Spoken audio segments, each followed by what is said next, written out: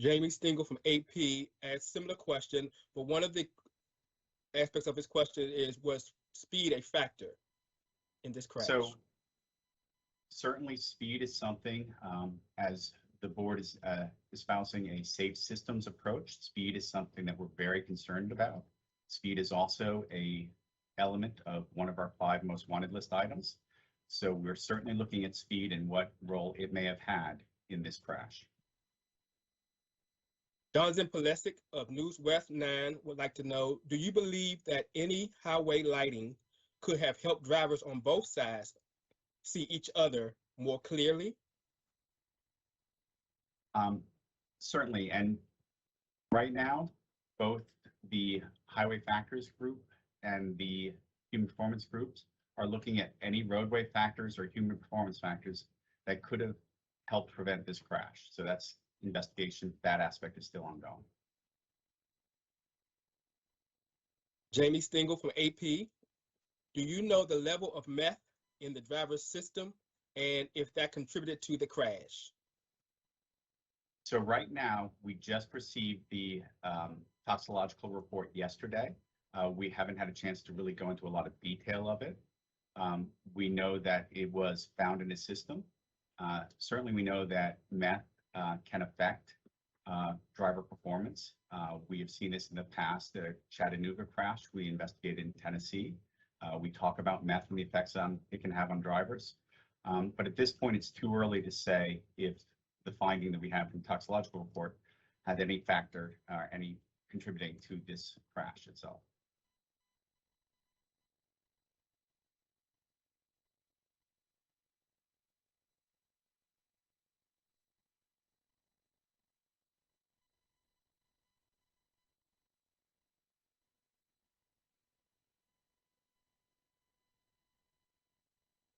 Question from Katie with CBS.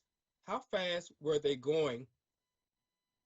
And she apologized if she's missed that question before. So right now, all I've said is that the roadway speed was 75 miles an hour. We have a technical reconstructionist who is working on a report that will help us determine the speed. And that's something we do like to report when we can in preliminary reports. However, at this time, we haven't determined that yet. Greg Wallace from CNN. Could you please speak to what evidence led NTSB to believe there was a tire failure and what has since led NTSB to believe that is not the case? So with regard to the initial reports, we certainly had a vehicle crossing over, and the early reports we had is it may have been a tire failure. That is something that can happen in this type of crash. So it is something we look at. Again, the catastrophic nature of the crash and sort of the direction where the 2 vehicles came together, that left front tire that we're talking about was the one that took the most damage. And so we then had the wheel sent to our NTSB Research and Engineering Lab, and our materials lab within that office did a comprehensive evaluation of that wheel. And based on their evaluation of the wheel, they found no evidence of a catastrophic failure.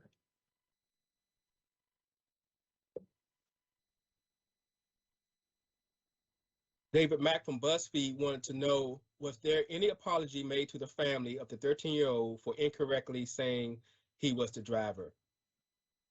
So I will say that the families and the victims have access to our family assistance member. They were made aware of this report coming out this morning, and they can reach out to our family assistance team member for any questions they have. Katie with CBS. Also, were the individuals thrown from the truck? So at this time, I think that's still part of the survival factors report that they're documenting, and that's still to be determined. Amanda Miley from ABC News wanted to know, have you been able to determine if any of the occupants were wearing seatbelts at the time of the crash? So I think something like that crosses over from the factual into analysis, and that is something certainly my survival factors specialist is looking at. But at this time, we're not going to report on that yet. I don't even know if we've completely determined that for everyone yet. Okay. Jonathan Plessic, were there any sort of rumble strips in the middle of the roadway that could have alerted the driver that he was crossing lanes? My understanding is there was something in the middle of the roadway. The exact type they used of warning drivers about crossovers, I can't say at this time. Ruth Campbell with Odessa American, were both vehicles going the same speed? How long will it be before the final report is issued? So at this time, my technical reconstructionist is still working with all the team members to come up with information on the crash dynamics. So that is something clearly we're looking into. With regard to when the final report will be issued, we are just now, we're ending kind of the investigative phase where we're gathering information and looking at what issues there may be. Obviously, the new information that just came in for the human performance investigator will need to be evaluated. But right now, I see us being able to finish a report in mid-2023. Dr. Malloy, we getting a couple of questions. If you can just explain again what led to the initial reports of the 13-year-old driving the vehicle. So, as I said earlier, this was a very difficult investigation to determine some of the facts based on the catastrophic nature of the damage and the post-crash fire.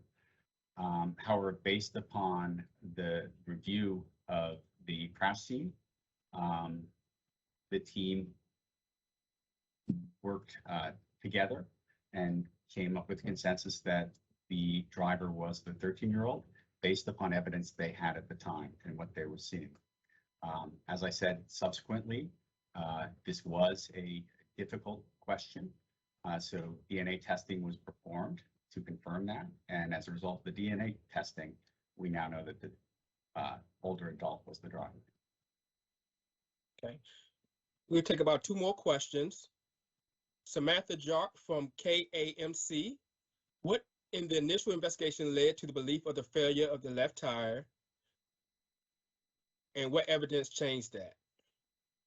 So, again, sometimes these crossover crashes can be caused by a tire failure. So that's why it's something we were looking at. There was a lot of damage to that section of the vehicle. So that was sort of a difficult issue to determine.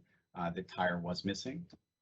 But with regards to how we were able to determine that was not the case, is we sent the wheel to the our research and engineering lab, and their materials lab looked at the wheel itself and the damage to that wheel to see if there's any characteristics you would see when a catastrophic tire failure occurred, and we did not see evidence of that.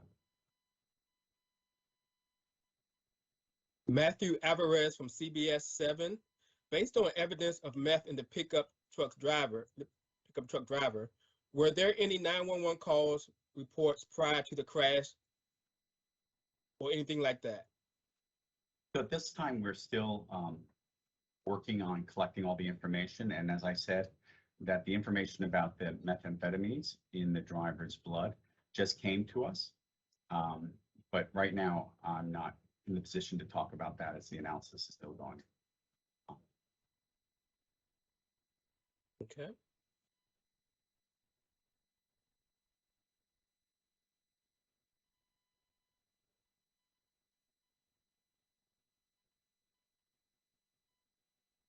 All right, I think we addressed most of the questions.